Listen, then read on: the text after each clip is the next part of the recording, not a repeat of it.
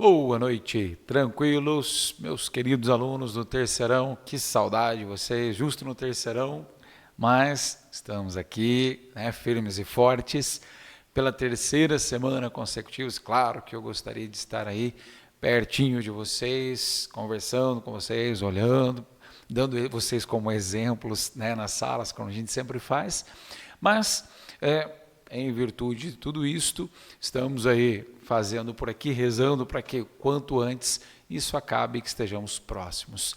Mas então, por enquanto, vamos por aqui, como nós já conversamos 2 semanas anteriores, né? E agora vamos dar continuidade no pós-Segunda Guerra Mundial. Vejam, pessoal, temos então o término da Segunda Guerra em 1945. Então, para ficar bem claro, para nós nos lembrarmos, 1939 a 1945, Segunda Guerra Mundial. Nesse período, nós tivemos então a Alemanha, quase conquistou o mundo todo, mas cometeu o seu grande erro, atacar a União Soviética, e também do outro lado, os Estados Unidos foram atacados pelos japoneses. Neste momento, nós temos de um lado soviéticos avançando sobre Berlim, inclusive é o momento que chega até o bunker de Hitler, e de outro lado, depois do dia D, os norte-americanos, juntamente com franceses, ingleses, desembarcam na Normandia em 6 de junho de 44, e nós vemos então o fim de Hitler. Ponto.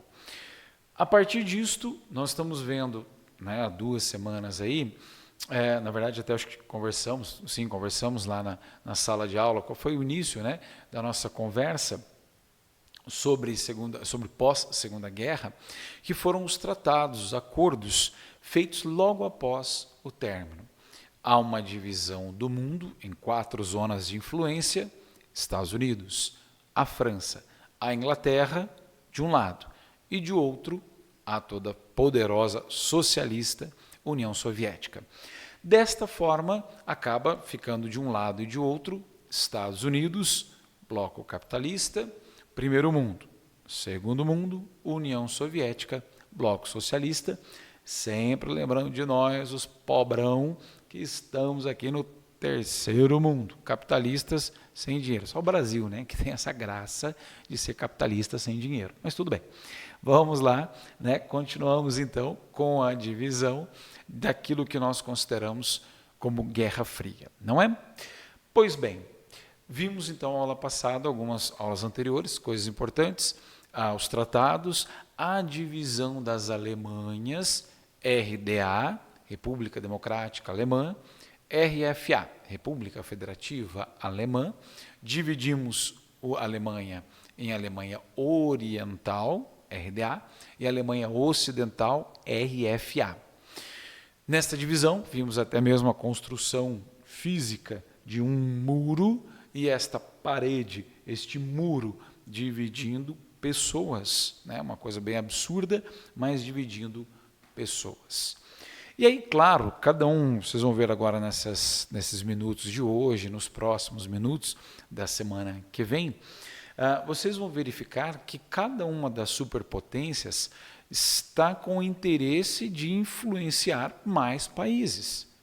Vejam, Estados Unidos, nós vimos a aula passada sobre o macartismo.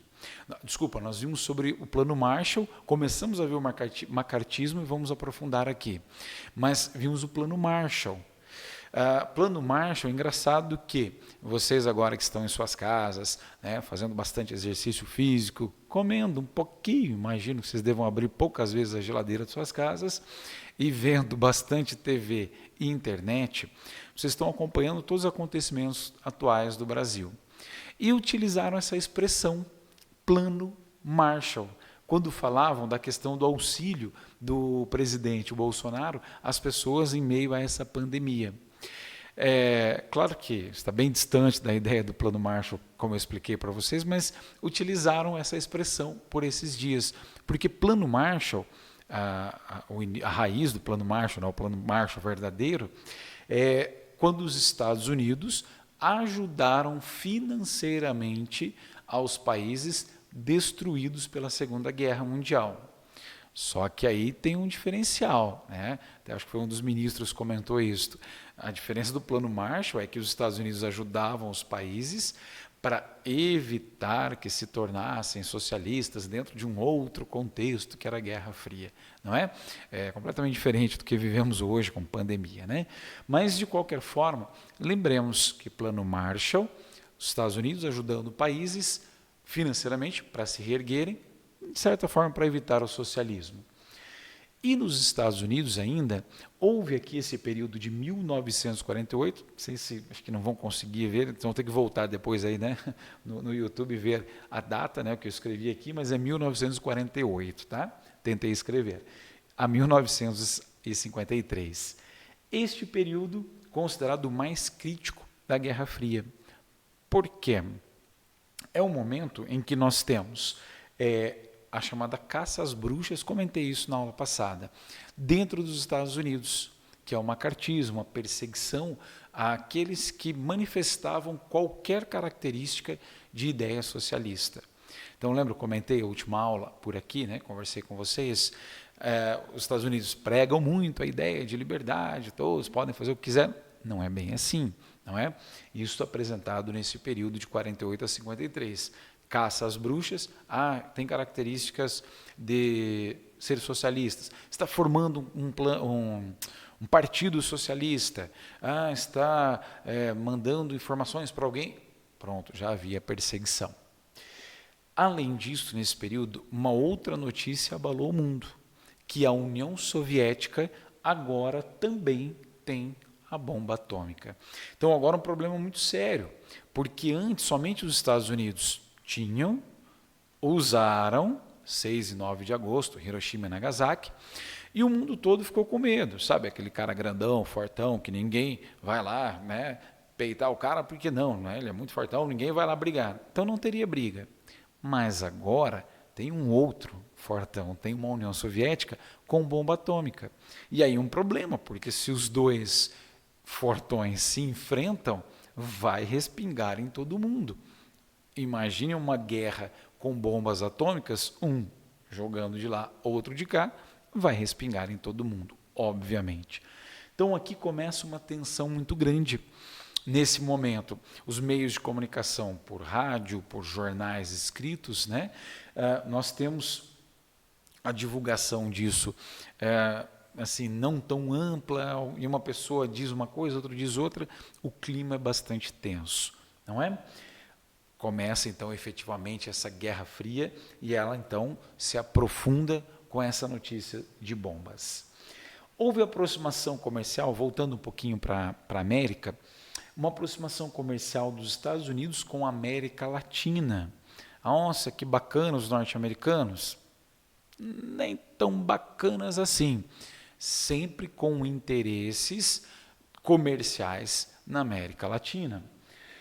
Houve até mesmo um tratado com o Brasil, tratado de assistência recíproca. Seria mais ou menos assim, um ajudaria o outro militarmente ou, né, de outras formas necessário, em caso de ataques de outros países. Na prática, os Estados Unidos estão dizendo, olha Brasil, nós estamos aí, América Latina, estamos aí pelo que vocês precisarem, né? Mas sejam nossos amigos, fiquem ao nosso lado, sejam capitalistas, evitem o socialismo. Na prática seria isto. Em 1948, a celebração na cidade de Bogotá da OEA, Organização dos Estados Americanos. É uma organização com o objetivo claro de aproximar aos países da América numa mentalidade capitalista, comercial, mútua. Sempre com um pano de fundo, evitar o socialismo soviético chegar até aqui. Sempre temos que ter esse pano de fundo. Bom, então percebam que nesses minutos de hoje, o que eu passei para vocês é a Guerra Fria se aprofundando. Divisão do mundo, lembra da expressão cortina de ferro, Estados Unidos e todos que estão juntos dos norte-americanos e soviéticos e todos aqueles que acompanham a União Soviética. E por fim, noite, belíssima noite de terça-feira, nós temos, e vocês verão, né, a partir da manhã de quarta-feira, que é o horário das minhas aulas, vamos ver a ideia do American Way of Life. Né? Desculpem o inglês aí, se alguém está vendo aí, fala inglês, meu inglês é um inglês de Mandaguari, mas nós temos o estilo de vida norte-americano. Esse estilo de vida norte-americano, tem um professor de inglês aqui, o Pedro, que está me auxiliando com essa aparelhagem toda. Nós temos aqui a ideia do meu inglês bonito, American Way of Life, que é o estilo de vida norte-americano. Esse estilo de vida norte-americano, quando vocês pegarem as apostilas de vocês, verifiquem as gravuras, as figuras que tem lá, sempre a ideia de um liquidificador, um bem de consumo durável, sempre uma propaganda, todo mundo sorrindo, com bens de consumos duráveis, um carro, né, a própria Coca-Cola, pasta Colinos, coisas assim que são produtos norte-americanos, que representam produtos de compra, de venda, de lucro, que é o estilo de vida legal, saber andar de carro, tomar uma Coca-Cola, ter produtos de bens de consumo durável, como um liquidificador, uma batedeira, para sua esposa ficar feliz em casa, né, fazer bastante coisa gostosa em casa, né, para vocês comerem bastante, como estamos fazendo nesse período de pandemia, mas a ideia é divulgar este modelo. Na prática, sejam capitalistas, consumam, comprem, porque assim o comércio vai girar, a economia vai girar, todos ficarão felizes, continuaremos capitalistas e evitaremos o grande mal socialista. Assim vai dizer o estilo de vida norte-americano. Na próxima aula, agora vocês vão lá fazer, felizes, contentes, continuem comendo. Vocês viram que eu falei bastante, vocês viram que eu falei muito de comida hoje, né? Que eu comi bastante também. Vocês vão continuar comendo, tomando lanchinho, mas vão lá fazer as atividades que eu vou passar para vocês, tá certo? E na próxima semana voltaremos a partir daqui aprofundando as disputas de Guerra Fria e verificando as disputas indiretas que nós tivemos, as brigas, as guerras indiretas entre norte-americanos e soviéticos. Um abraço, até semana que vem. Valeu!